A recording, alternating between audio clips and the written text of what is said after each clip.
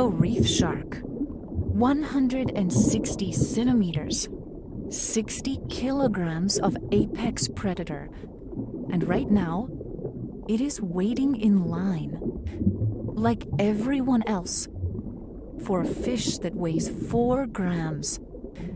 That fish is 10 centimeters long. It has no venom, no speed advantage, no camouflage. And every apex predator on this reef has agreed, without negotiation, to never eat it.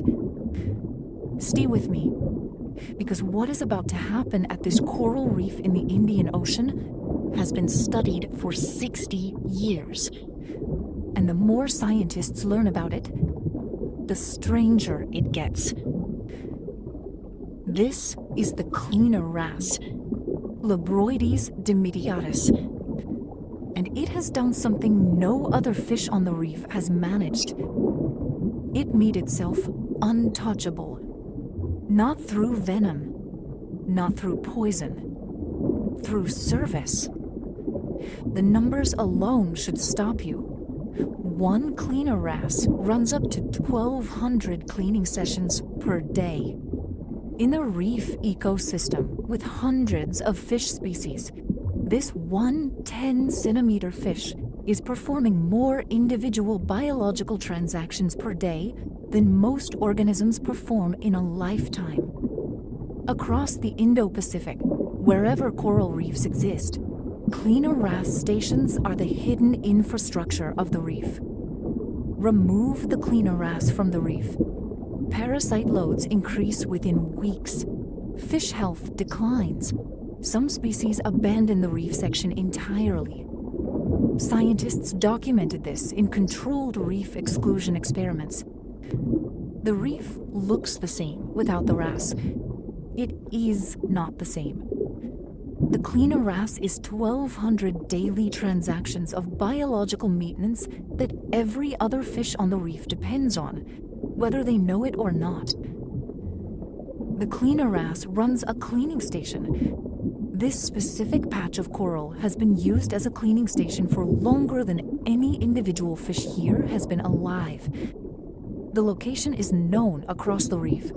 Larger fish travel to it specifically, from 50 meters, sometimes more, to wait in line. The shark arrived 7 minutes ago.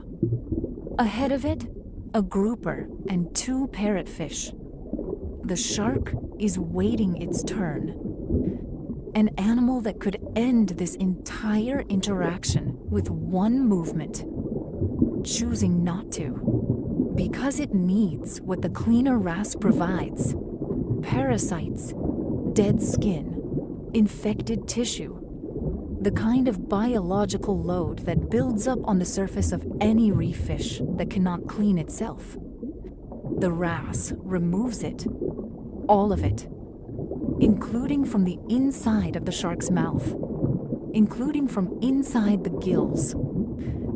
Let me explain what the cleaning station looks like from the outside, because nothing on the reef looks like this. 3 meters, maybe 4. A specific section of coral that dozens of fish know by location. And here is what you see when you approach it. Groupers holding still in open water. Parrotfish hovering with fins spread. Surgeonfish with mouths open pointing upward.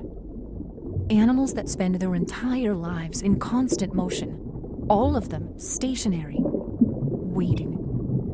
The reef's version of a waiting room, filled with fish that, outside the space, would be predator and prey to each other.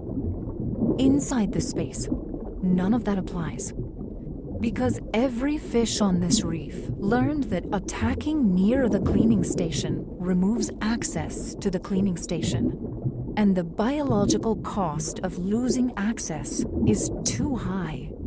Parasites accumulate, infections develop.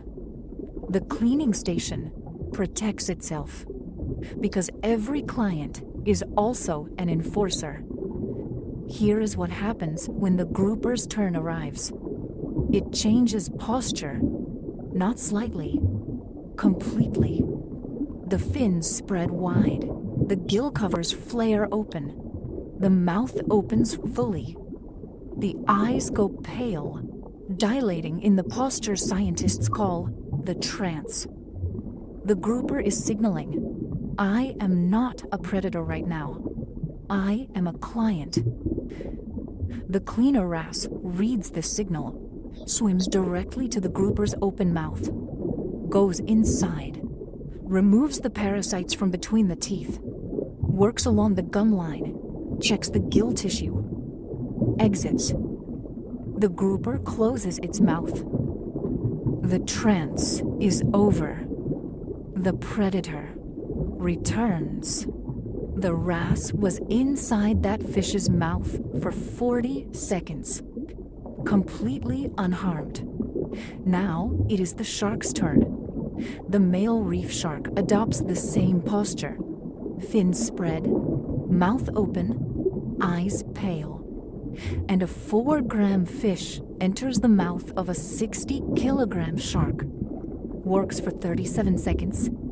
Exits. The shark closes its mouth. And the female Cleaner Wrasse is fine. Now here is where the story changes.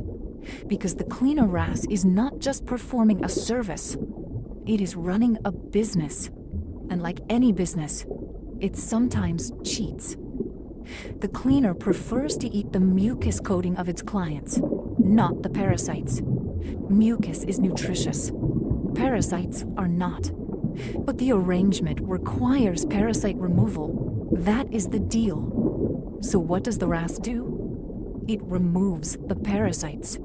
The cleaner shrimp has no brain capable of reputation management, no documented mirror self-recognition, no observed cheating behavior.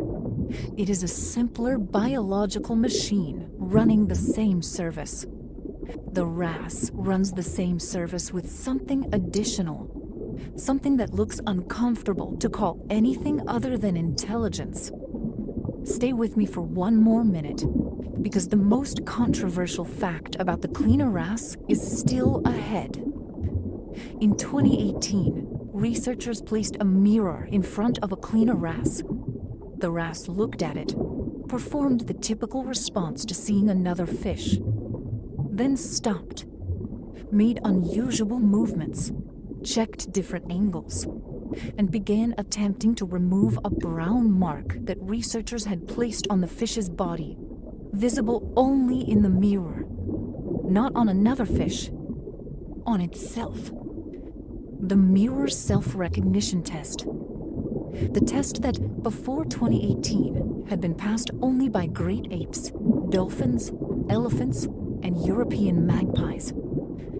A fish that weighs 4 grams, managing its reputation, recognizing its own reflection, running 1,200 cleaning sessions per day.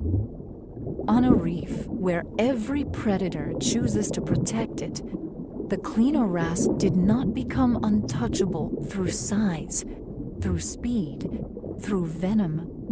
It became untouchable by making itself necessary, and by being smart enough to maintain that position. Subscribe to Animal Lovers 4K. Every week, we go deeper into the ocean's partnerships most documentaries never reach. The reef is not what it looks like. New episode every week. Tap the bell. We are not done underwater.